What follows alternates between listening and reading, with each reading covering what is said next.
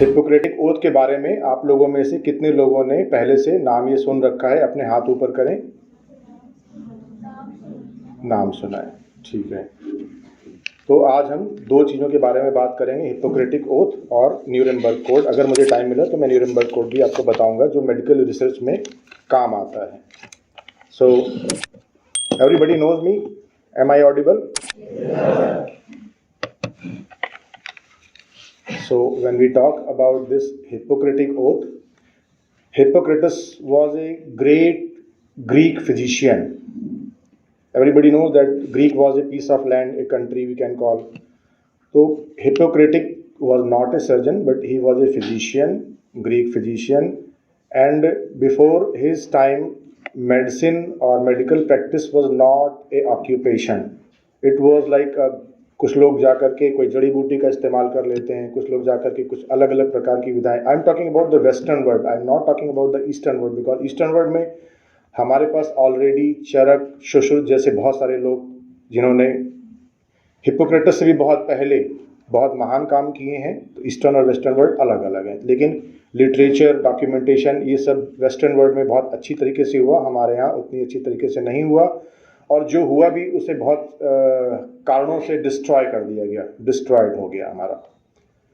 तो जैसा कि मैंने आपको बताया, Hippocrates, he was born in Greek and there was two things everybody knows, BC and AC, Christ से पहले और क्राइस्ट से बाद।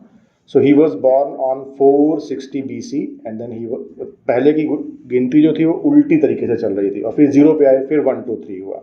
He was born at 460 BC and he died at 370 BC. So our forefather Hippocrates, he lived 90 year life, and then he practiced medicine in Greek and adjacent cities, adjacent area. So what he did is he established a school which was called Hippocratic School of Medicine. So he turned this into a occupation, like you come to my school, I will teach you about these things, and then you will go and you can practice, and then you can earn money, fame, everything. So when he converted this medicine, medical practice into an occupation, he thought like lot of people are going to misuse it. Like somebody created like atomic energy and we are making electricity from that, but someone comes and makes a bomb from that, right? Atomic bomb बना लेते हैं, उसका negative use भी कर सकते हैं। तो medicine का भी बहुत सारा नेगेटिव यूज पॉसिबल था। तो उन्होंने एक डिज़ाइन किया हिप्पोक्रेटिक ओथ को, which is the most widely in across the world, this is most widely used Greek document on this planet, ठीक है। अब इसके बारे में जो दूसरी चीज़ है कि उन्होंने क्या किया, उनके गॉड थे अपोलो, हाइजिया और ऐसे लोकल गॉड, जैसे हमारे यहाँ हमारे गॉड्स हैं, हर जगह के अलग अलग गॉड्स होते हैं। तो उन्होंने इस ओथ को स्वीयर किया on the name of Greek gods, Greek god of health Apollo, Greek god of cleanliness and disinfection which was goddess Hygieia and other people. और इसका जो सबसे पुराना डॉक्यूमेंटेशन जो हमको मिलता है, प्रूफ पेपर पे रिटन, वो 10th सेंचुरी में मिलता है, which is still kept preserved in Vatican library. Everybody knows where Vatican lies, okay. तो what is, I told you the history of this oath, who has created it. इसका purpose क्या था? इसका purpose ये था कि जो हम लोगों के हाथों में मरीज अपने आप को सौंप देता है, एक कॉन्फिडेंस उसका होता है हमारे ऊपर, अपनी इंफॉर्मेशन देता है, अपने शरीर को सौंप देता है, और हमें और चीज़ें भी देता है, हमें फीस देता है, पे करता है, हमें प्रसिद्धि देता है, तो उसका कोई मिसयूज ना हो। तो नंबर 1 इसका एक पार्ट था कि मरीज के द्वारा दी हुई जानकारी की कॉन्फिडेंशियलिटी मेंटेन रहनी चाहिए। अगर कोई हमें आके बता देता है कि उसे कोई बीमारी या कोई मेडिकल कंडीशन है, so it should be only in your heart, you should not talk about this thing in your family, in the streets और जाके शहर में, ठीक है। तो उसकी इंफॉर्मेशन को हमें, उसकी कॉन्फिडेंशियलिटी को हमें अपने दिल में रखना होगा। नंबर 2, इसको बोलते हैं नॉन मैलिफिसेंस। इसका मतलब ये हुआ कि हम मरीज को, कॉन्फिडेंशियलिटी तो हमने मेंटेन कर ली, लेकिन दूसरी चीज़ कि हम मरीज को किसी भी ऐसा कृत्य या काम नहीं करेंगे जिससे उसको नुकसान पहुंचता हो। ठीक है, ऐसा कोई काम, ऐसी कोई दवा, ऐसी कोई रिसर्च नहीं करेंगे जिससे पेशेंट को नुकसान पहुंचता हो। तो इसके बहुत सारे पॉइंट्स उन्होंने डिस्क्राइब किए। और जो फर्स्ट हिप्पोक्रेटिक ओथ बनी थी वो किस लैंग्वेज में बनी थी? ग्रीक में। उसके बाद उसका इंग्लिश वर्जन हुआ, उसके बाद उसका हिंदी वर्जन, और आज पूरे बहुत सारे देशों में सारे मेडिकल, पहले तब सर्जन्स के लिए नहीं था, लेकिन सारे मेडिकल स्टूडेंट्स, आप में से कुछ अभी तो सब फिजिशियन बनेंगे एमबीबीएस पास करके, लेकिन कुछ दिन बाद आप में से कुछ सर्जन बनेंगे, कुछ न्यूरोलॉजिस्ट बनेंगे, कुछ ऑप्थेल्मोलॉजिस्ट। तो अभी हम क्या करते हैं कि सबको ये ओथ लेने के लिए, अभी तक हमारे यहाँ जो परंपरा रही है, बहुत सारे देशों में सारे मेडिकल स्टूडेंट हिप्पोक्रेटिक ओथ ले करके काम करते रहे हैं। हिप्पोक्रेटिक ओथ के क्या पार्ट्स हैं, अब मैं वो आपको बताऊंगा। तो जब हम हिप्पोक्रेटिक ओथ लेते हैं तो we swear on god Apollo, goddess Hygieia and other Greek gods that what we are going to perform. उसका पहला और सबसे इम्पॉर्टेंट पॉइंट ये है कि जो आपके गुरु होंगे इस मेडिकल यात्रा के दौरान, इस मेडिकल कैरियर के बनने के दौरान, आप बहुत सारे लोगों से शिक्षा प्राप्त करेंगे, बहुत सारे टीचर्स होंगे, बहुत सारे सीनियर्स होंगे। तो जो आपका गुरु है, उस गुरु को हम अपने माता पिता यानी कि पेरेंट्स के समकक्ष या पेरेंट के समान सदैव सम्मान देंगे। मेरी बात सबको समझ में आई? जो भी आपका गुरु होगा, जो आपको मेडिसिन सिखाएगा, पढ़ाएगा, उसको हम जीवन भर अपने माता पिता के सम्मान दर्जा देंगे, ओहदा देंगे और उसका उतना रिस्पेक्ट करेंगे। दूसरी चीज, उसके परिवार के साथ हमारा बिहेवियर कैसा होगा? तो जो हमारे गुरुजन हैं, जब हम बड़े होंगे तो वो वृद्ध हो जाएंगे, उनकी मृत्यु भी हो सकती है, मृत्यु हो जाएगी। तो जो उनका परिवार होगा, उसकी जो वाइफ होगी वो हमारी माता के समान होगी, और जो हमारे गुरु के बच्चे, उसके लड़के या लड़कियां हैं, उन्हें हम अपने भाई और बहन का दर्जा देंगे। जो हमारे गुरु का बच्चा होगा वो हमारे भाई और बहन के समान होगा, और उसके अधिकार भी समान होंगे। अधिकार क्या होंगे कि यदि कभी जरूरत पड़ती है तो हम अपने गुरु के परिवार के लिए जो भी धन हमने अर्जित किया है, उस धन को हम उनको बगैर किसी लोभ लालच या कंडीशन के अपने गुरु की सेवा में लगा देंगे। यद्यपि ये 10th सेंचुरी की है, आज बहुत सारे लोग इसको जानते भी नहीं हैं, पढ़ते भी नहीं हैं, और आप प्रैक्टिस में देखेंगे कि बहुत सारे डॉक्टर्स इसको मानते भी नहीं हैं। लेकिन मैं जो आपको बता रहा हूँ, यदि इन सब हिप्पोक्रेटिक ओथ का आप अपने जीवन में पालन करेंगे तो विश्वास मानिए कि आपको हर वो चीज़ जो आपने सोच रखा है मेडिकल करियर के थ्रू, वो अवश्य प्राप्त होगी।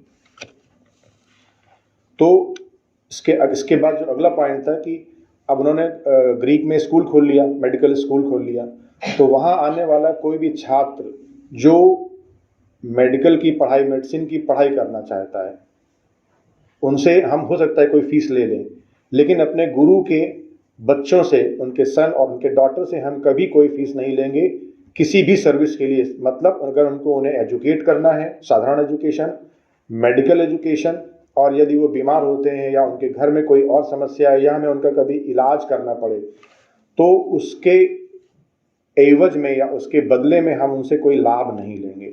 एक्चुअली ये जब आप लोग, अभी आपका फर्स्ट वीक है, जब आप लोग बड़े होंगे, आप लोग कभी इसमें से कुछ लोग बहुत बड़े डॉक्टर बनेंगे, कुछ मेरी जगह खड़े होंगे 10-20 साल बाद आकर के, तो आपके कलीग्स प्रोफेशनल करियर में ये भी होना चाहिए कि हम अपने, ये तो गुरु के बारे में उन्होंने बातें लिखी, तब ये बात नहीं थी, लेकिन मैं इसमें ये इनकॉर्पोरेट करना चाहता हूँ कि हम अपने सहपाठियों से, अपने कलीग से, अपने जूनियर से, अपने सीनियर से भी अपनी सर्विसेज के लिए कभी धन नहीं लेंगे।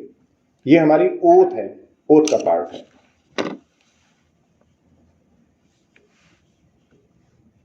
मेरी बात आप लोगों को समझ में आ रही है? Everybody understands Hindi? कोई ऐसा स्टूडेंट है, anybody here who does not speaks or who does not stand Hindi, raise your hand. Okay, so nobody. अच्छा, इसके बाद नेक्स्ट पॉइंट पे उन्होंने बोला कि हम मरीजों की और अपने शरण में आने वाले सभी लोगों की हर प्रकार के अन्याय और हर प्रकार के नुकसान से, डैमेज से उनकी रक्षा करेंगे।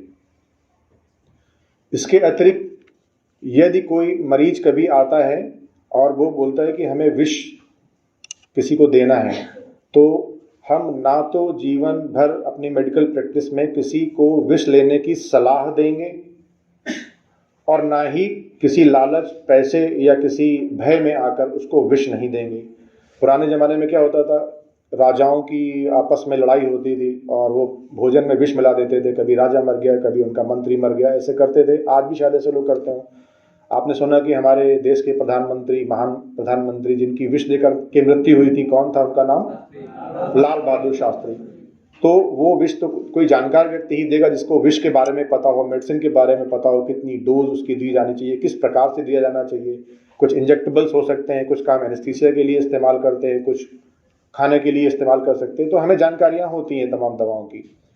तो हम कभी पैसे के लिए या किसी और उद्देश्य के लिए ना तो हम कभी किसी को विष या विष के समान कोई चीज़ देंगे और ना ही इसकी लेने की कोई सलाह किसी को देंगे। आप कह सकते हैं कि हमने विष तो नहीं दिया उसको, लेकिन हमने उसको बता दिया कि जाकर के ये फिटकरी खा लो, ऐसा भी नहीं कर सकते हैं, ठीक है ना। पुराने ज़माने में ऐसा होता था। अगर आप रोम के ज़माने के टीवी सीरियल्स देखें, मीडिएवल हिस्ट्री में जाकर के, तो उस समय महिलाएं एबॉर्शन के लिए, परिवार में कोई ऐसी बात है एबॉर्शन के लिए, उसको चुपचाप खाने में, एक रोम सीरियल मैंने देखा था, उसको फिटकरी या कुछ और चीज़ें जो जिनको एबॉर्फिशेंट बोलते हैं या जो गर्भपात करा देती हैं, ऐसी दवाओं को चुपचाप चोरी छुपे खाने में मिला देती थी। राजा से दुश्मनी है या किसी और खानदान से, तो ऐसा होता रहा है। तो एक जब मैं पढ़ रहा था तो एक उसको अब पता नहीं मिलता है कि नहीं, तूतिया बोलते थे, कॉपर सल्फेट, वो विष के सदृश होता था। आप लोगों ने इसका नाम सुना है? गुड। तो ये आपने बात समझ ली कि हम किसी को विष नहीं देंगे, ना उसकी सलाह देंगे। उनकी एक और ओथ का एक हिस्सा था कि मरीज के घर में जब भी मैं प्रवेश करूंगा तो सिर्फ मरीज के लाभ और उसके इलाज के लिए, कभी मैं उसके घर में गेस्ट जाकर के किसी प्रकार का लाभ प्राप्त करने के लिए नहीं जाऊंगा। पहले ही मैंने आपको बता दिया कि यदि मुझे कोई मरीज के बारे में इंफॉर्मेशन मिल गई तो मैं उस मरीज की उस जानकारी की प्राइवेसी रखूंगा। उसमें क्या होता है, एक लड़की है या एक लड़का है, उसको कोई स्किन डिजीज है, कोई लड़की आपके पास ट्रीटमेंट के लिए आई, हमारे पास अक्सर पेशेंट आते रहते हैं, 17 साल 18 साल 19 साल की अनमैरिड लड़कियां हैं, उनका हमने टेस्ट किया। आप टीवी सीरियल में देखते होंगे, अक्सर वो तो बताते हैं आपकी लड़की प्रेग्नेंट है। आपने देखा टीवी सीरियल में, तो वो सरप्राइज हो जाते हैं। तो ये एक बहुत इंपॉर्टेंट इंफॉर्मेशन आपको पास, एक बहुत पावरफुल इंफॉर्मेशन जो कि उस खानदान को, घर को डिस्ट्रॉय कर सकता है, उसके परिवार को डिस्ट्रॉय कर सकता है, उस लड़की का पूरा जीवन डिस्ट्रॉय कर सकता है। ये एक इंफॉर्मेशन है। ऐसे ही किसी को ट्यूबरक्लोसिस है, किसी को HIV है, कोई भी चीज़ें, ये सब मरीज की क्लासिफाइड इंफॉर्मेशन होती है। क्लासिफाइड इंफॉर्मेशन का मतलब हुआ उसकी गुप्त गोपनीय जानकारी जो कि इलाज के पर्पज से आपके पास आ जाती है। उस जानकारी को हम कभी भी किसी से और किसी पर्पज के लिए शेयर नहीं करेंगे। तो ये हो गया act of privacy of patient information. इसके अलावा अपने मरीजों से, अगर कोई महिला डॉक्टर है या पुरुष डॉक्टर है, तो अपने मरीजों से किसी प्रकार के शारीरिक संबंध बनाना भी वर्जित है, इस शर्त का हिस्सा है। अक्सर ऐसे पाया जाता है, बहुत सारे विभिन्न देशों में मैंने बहुत सारे आर्टिकल्स पढ़े जहां ऐसा हो जाता है। US में तो लिखा हुआ है कि you can not sleep with your patient, it's, और ये जो शर्तें हैं इसको कई वेस्टर्न कंट्रीज ने अपने यहाँ लगाया है, और इनको जब वो साइन करते हैं तो ये एक क्रिमिनल ऑफेंस भी है कि अगर इनमें से आपने किसी शर्त को तोड़ा है तो इट्स ए क्रिमिनल ऑफेंस, और उसके लिए आपको क्रिमिनल कोर्ट में पनिश भी किया जा सकता है या किया जाना चाहिए if you are on oath. ठीक है। इसके अलावा ये जो लास्ट पॉइंट उन्होंने लिखा था कि यदि हमारे पास कोई मरीज आता है, मैं फिजिशियन हूँ, तो उसको कितना भी दर्द हो रहा हो, अगर उसके पेट में पथरी भी हो, स्टोन की भी डिजीज हो, तब भी मैं उसकी सर्जरी नहीं करूँगा। मैं ये काम उसे करने दूंगा जो इस काम के लिए बना है। मतलब ये फिजिशियंस एथिकल कोड थी, मेडिकल एथिक्स की शर्त ओथ थी। तो उसमें उन्होंने लिखा था कि मैं सर्जरी तभी करूंगा जब मुझे सर्जरी आती हो या मुझे सर्जरी करने के लिए कोई सर्टिफिकेट या ट्रेनिंग दी गई हो। ऐसा नहीं कि मेरे पास मरीज आया, उसकी पीड़ा हरने के लिए मैंने उसकी सर्जरी कर दी। इसके अलावा